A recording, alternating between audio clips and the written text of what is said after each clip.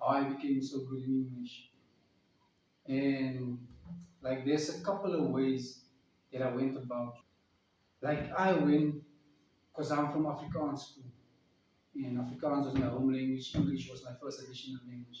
So I went from Afrikaans school to a technical institution, and that basically forced me to start improving my English vocabulary. Now that's what you want to do. You want to increase your English vocabulary because that's how you become better in the language. So I actually studied at an English institution, and I did my in-service in a small town near Cape Town called and what I used to do was when I used to hang with my friends, like I would pick up certain phrases, certain words, and then it would trigger my curiosity, and then I would go and do research on that, and then I would actually study the word and how you pronounce it and all of that.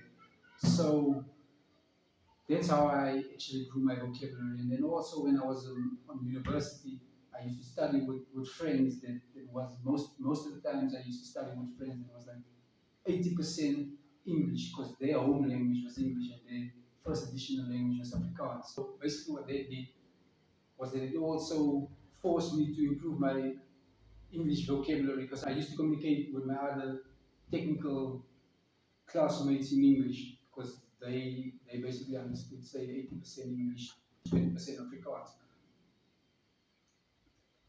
And since on our campus we were students from different countries, most of the times I would study with foreign students, I would study with students from other African lands, and that also forced me to, you know, to increase my vocabulary in English because I had to communicate with those guys. In order for me to actually exchange information, I had to communicate with those guys. And unfortunately, English was the center language used to communicate with each other from different countries and different cities. And one of the main tools that I used was, or two of the main things that I used, especially when it came to checking for spelling and making sure that I pronounce words the correct way was my dictionary, obviously. And these days you can download one on your phone. So I used to carry a dictionary on my phone because I had Wi-Fi like 24/7. But if you don't have Wi-Fi 24/7, I suggest you buy yourself a dictionary. And some people will tell you, why do you use autocorrect on your phone? Turn it off. Guys, come on. Guys, you need to know that's a tool that you can use to your advantage if you know how to use the tool. You know the same way they say, don't blame the tool, blame the fool that used the tool. I feel like if you don't know how to use autocorrect and you turn it off, it's basically just doing you no good. You need to jump between your autocorrect and your dictionary. But the autocorrect is there for immediate correction, and then you go and later on go check to your dictionary, your online dictionary or your dictionary, because usually online dictionary was fast. So if I use autocorrect to quickly text someone, then I would go back later on, and then I would actually, go to my online dictionary, and then I would quickly go check if I spelled the word correct. And if I did make a mistake in the word, in the spelling, like I would try and memorize that word. I would go.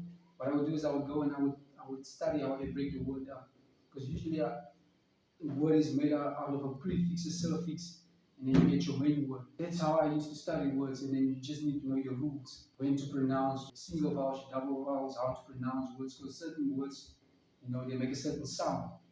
So that's how I used to study English, and that's how I became better in English. Like I said, the dictionary and autocorrect, it's a tool to help you not make mistakes. Like you will make mistakes as you increase your vocabulary and as you increase your knowledge in memorizing these words. In some words, you'll find that 3 months from now you can spell it correct, but if you don't use it for the next 3 or 4 months, you're gonna forget how to spell that word, and because maybe you forgot a certain rule, and then you need to go back and you need to revise that word.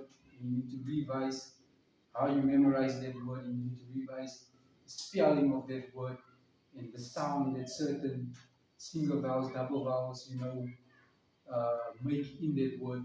And that's just basically the code of English, like how you later on understand English to a point where you feel confident to to not stress whenever somebody interacts with you in English. That's basically how I became confident in English. And if you guys did find the content helpful, don't forget to like my video, hit the subscribe button, and I'll see you in the next one. And if you guys did find the content, tongue twist.